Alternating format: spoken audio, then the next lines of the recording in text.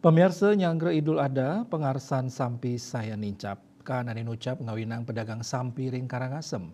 Nampenin ageng nyani pengarsan krames sani metumbasan sampi. Sile tunggil pedagang sampi saking Banjar Dinas Kecicang Islam, Desa Bungaya Kangin, Kecamatan Bebandem, Rahmat Hidayat Mausang, pengarsan sampi sampun ngawit nincap, daweg tigang wuku ungkuran.